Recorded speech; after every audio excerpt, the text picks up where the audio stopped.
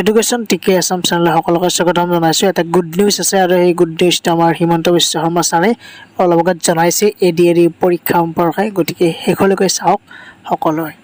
যোৱা পৰহি মই ফেচবুক লাইভত এটা কথা উল্লেখ কৰিছিলোঁ যে অসম চৰকাৰৰ তৃতীয় আৰু চতুৰ্থ শ্ৰেণীৰ যি পৰীক্ষা হ'ব তাত আমি লোকসেৱা আয়োগৰ আৰ্হিত প্ৰিলিমছ আৰু মেইনছ আমি অনুষ্ঠিত কৰিম।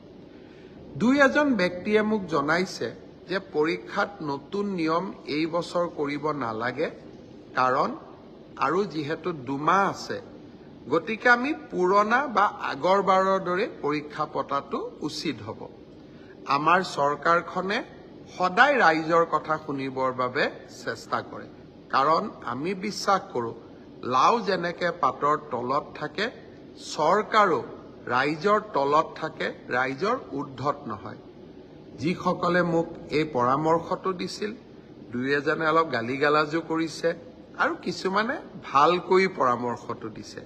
গালিগালাজ কৰা দুই এজন ব্যক্তিয়ে মোক জনাইছে যে পৰীক্ষাত নতুন নিয়ম এই বছৰ কৰিব নালাগে, কাৰণ আৰু যিহেতু দুমাহ আছে গতিকে আমি পুৰণা বা আগৰবাৰৰ দৰে পৰীক্ষা পতাটো উচিত হ'ব।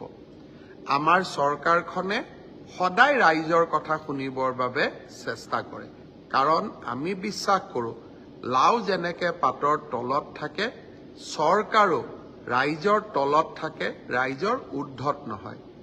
যিসকলে মোক এই পৰামৰ্শটো দিছিল দুই এজনে অলপ গালিগালাজো কৰিছে আৰু কিছুমানে ভালকৈ পৰামৰ্শটো দিছে। গালিগালাজ কৰা সকলকো মোৰ মৰম জনাইছোঁ আৰু ভালকৈ কোৱা সকলকো মোৰ সন্মান জনাইছোঁ।